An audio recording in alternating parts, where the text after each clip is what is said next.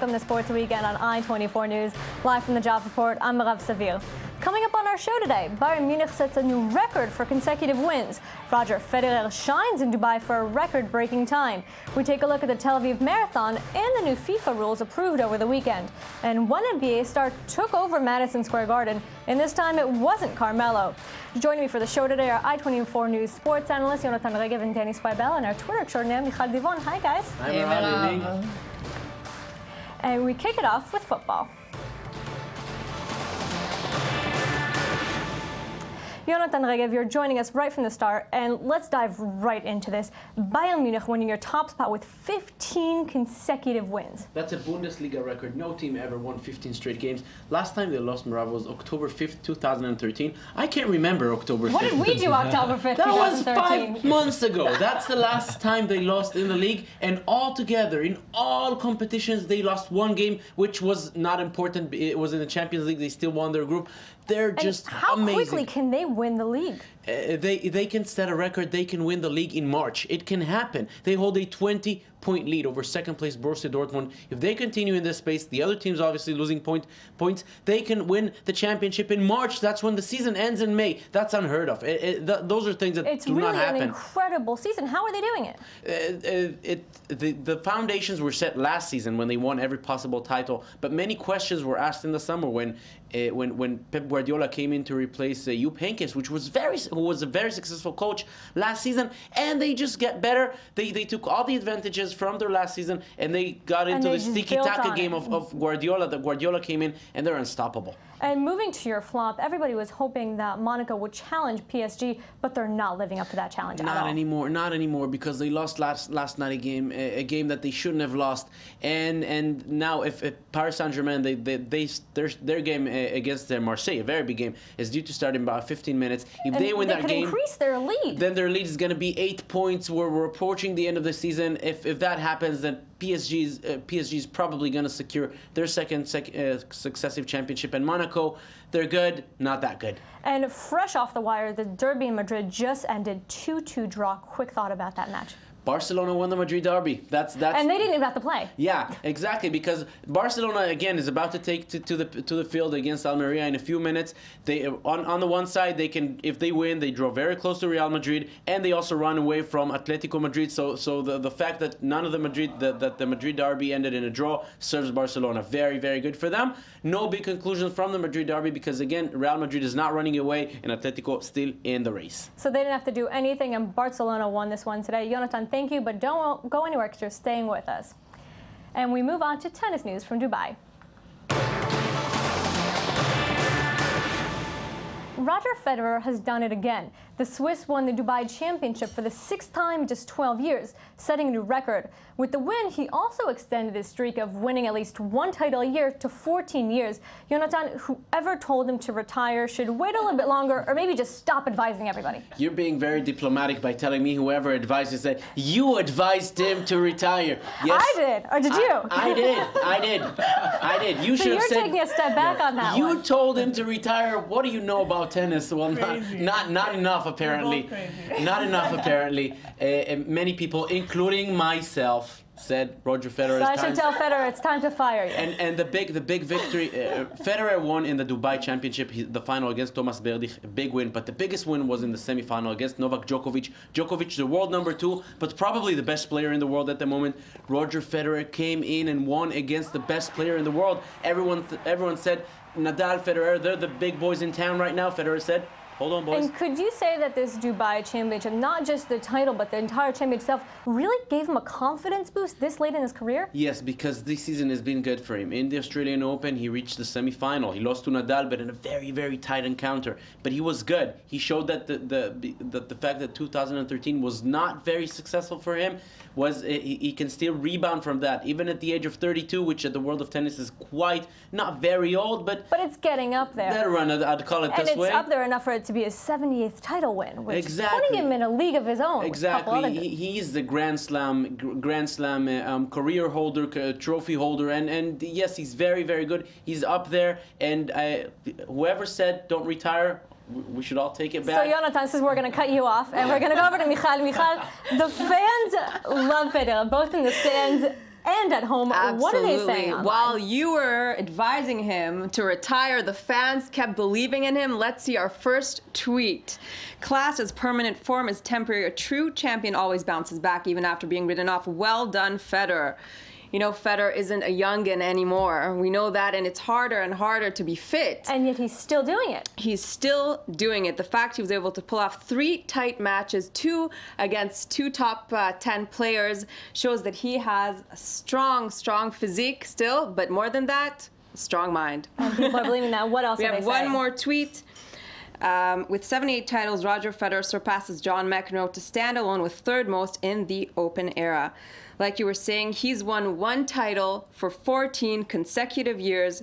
He's now regained his confidence, and Who knows how I'll be many very more happy to come. to see Is year where will he 15 coming rank. next Where year? will he rank by the end of 2014? He's definitely got enough time to do that. Thank you, Michal. Thanks, and now Mel. we move on to this week's report.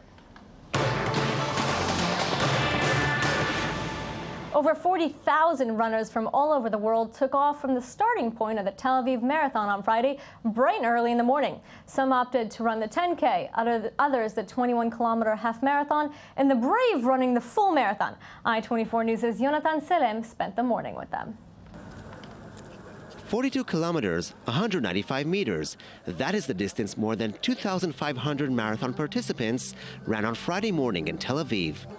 More than 1,500 runners came especially from Australia, Africa, the United States, and Europe to try to beat their own record. That's what brought Serge Slama, who came from Ross, France, for his 6th marathon. J'ai couru ce qu'on appelle les 5 majors. I run what we call the 5 majors: New York, Boston, Chicago, London, Berlin, and Tokyo. Berlin, Tokyo également. One of the most interesting participants in the marathon was Dean Zvekans, a runner from Latvia. For him, Tel Aviv is just one step in his goal, running 7 marathons on 7 continents in just 1 year. This is my 2nd stage in Tel Aviv, because first marathon I ran already in Africa, in Marrakesh, in Morocco. So my 2nd stage I hope will be awesome, because organization is really good. The time is 6:30 in the morning. The temperature is 15 degrees Celsius, and Ron Huldai, the mayor of Tel Aviv, is here, welcoming the athletes, and is extremely proud of the way the marathon portrays his city. I am happy that people doing sport, taking it very seriously, preparing themselves.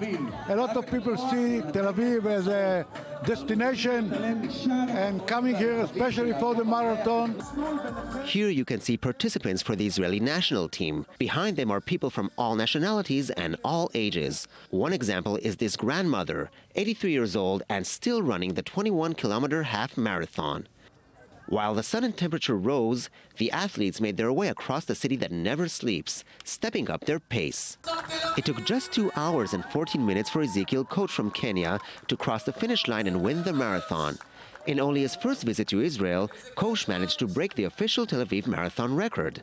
Even more, the first 3 to finish were all Kenyan. An amazing fact, since Kenya only sent 3 runners to Israel. 2:15. 2:15? Yeah, I think this one is the best time.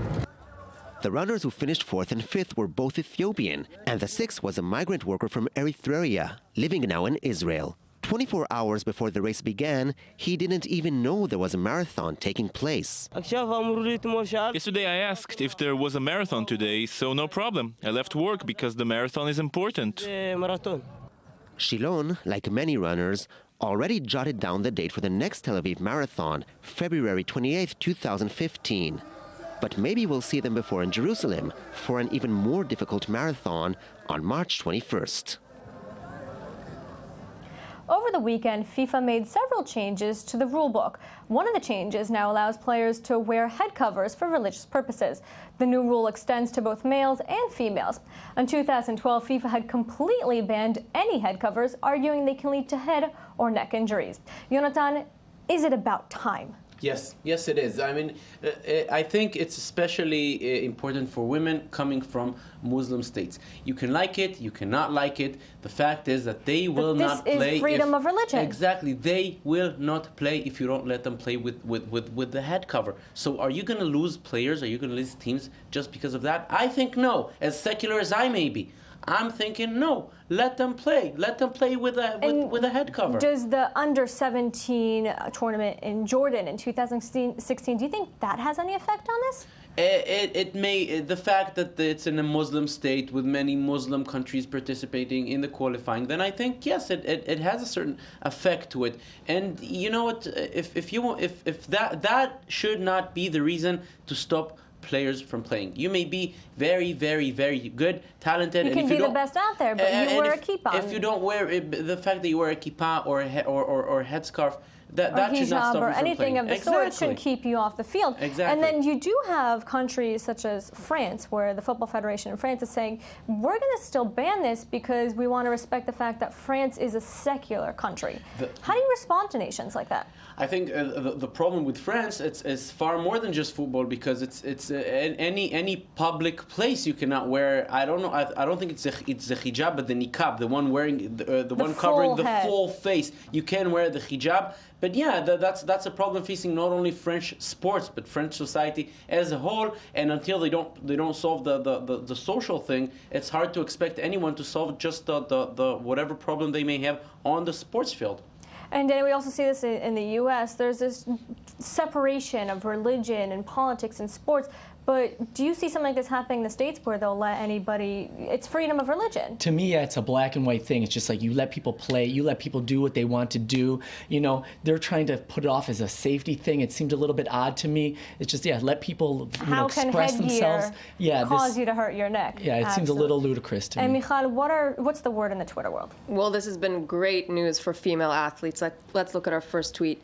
Yes, I think I might just share this 100 more times. Thanks, FIFA lifts ban on head covers. So will this encourage more female athletes to play? We Absolutely, absolutely. And matters actually came to a climax in June 2011 when the entire Iranian women's team couldn't play in Olympic qualifying matches held in Jordan. So I completely agree. This is great news, but you do have to look at the other side. And with extremist Muslim countries that enforce the hijab in the first place, this isn't freedom of religion either. Of course, female athletes should not be, should be kept off the field anyway. What else are we saying? We have one more. FIFA finally approves hijabs for soccer players, a victory for women in the world's most popular sport. So as you can see, the reaction from female Muslim and non-Muslim community has been amazing. This is going to allow many more people. And this rule actually was much harsher for women because the hijab has to cover much more than males. So this is great news for all of us. Thank you very much. Thanks. And now we head into the paint for some NBA analysis. Madison Square Garden may be one of the best-known venues on the globe, even a household name, but it seems the big stage doesn't stop the Golden State Warriors' Stephen Curry, who feels right at home in the world's most famous arena. Danny, he's unstoppable when he sets foot on that Garden floor. It was a magical performance in Madison Square Garden. And not his first. No, not his first. Listen, this kid, this is his fourth triple-double of his career. Third of the season, so this guy was hitting everything. Every time the ball let go of his hand, it was amazing and it went in. The thing is, this comes on the heels of an annihilation from my Chicago Bulls, where Steph Curry was held to a record season low 5 points. Just throwing it out there. But yes, he came back with a vengeance in this game. And not only that, it was within a day of the year anniversary that he went off for 54 points in Madison Square Garden. So this isn't the first time that he's really hit a magical stride in that. This reminds me of the days of Michael Jordan, where people go into this stadium and they just drop everything and it's perfect. He had 27 points, 5 of them were threes, 11 assists, 11 rebounds. He didn't even play in the fourth quarter. He didn't have to play in the fourth quarter with everything he did in the first three. Exactly. There was something amazing about this team. This kid and him and his brother, the Splash Brothers, Klay Thompson, all those assists, a lot of them went to Klay Thompson. And so a lot of triples. And while the Warriors are still winning, Oklahoma City is struggling a little bit since Russell Westbrook came back. What's going on there? Okay, there's a lot of chatter, as we talked about in other weeks, about Russell Westbrook coming back was going to be difficult, but the reason why they're losing, I don't think it has anything to do with Russell Westbrook, to tell you the truth. I think it has to do with the injury of Kendrick Perkins, the center, because this guy now... And this is a guy that you don't normally hear about when you've got Kevin Durant and Russell Westbrook on a team. Absolutely. This guy, this center, is completely void of a lot of splashy, offensive, statistics. But the thing is, this guy in defense, just his presence there in the center is very considerable. Especially alongside Serge Ibaka. That's right. So the thing is, without him there, now his backup, this guy, Steven Adams, this kid is a good kid. He's a coach's dream. Really, this kid, you could punch him in the face and he'll sit there with a smile on his face. He's a hard worker. He puts it in every night. But the thing is, he is inconsistent. He's young. So the thing is... And he's not Perkins. So you're saying it has nothing to do with Russell Westbrook? I really don't see it. I think they're still Even though they coming are 1-3. Their offense is still continuing to do well. The thing is, it's that defense that has definitely been lacking. They've been allowing, I'll just say, averaging 113 points opponents against them. Not good. Danny Swibel, thank you very much for joining us. And that's all for us today. For all the latest sports news, and you can find us online, i24news.tv, our Facebook page, or our Twitter page, and you can tweet at us at i24newssports. We'd love to hear from you on there. For all of us here on Sports Weekend, I'm Merav Savir. Thank you for watching, and don't forget to join us again next Sunday.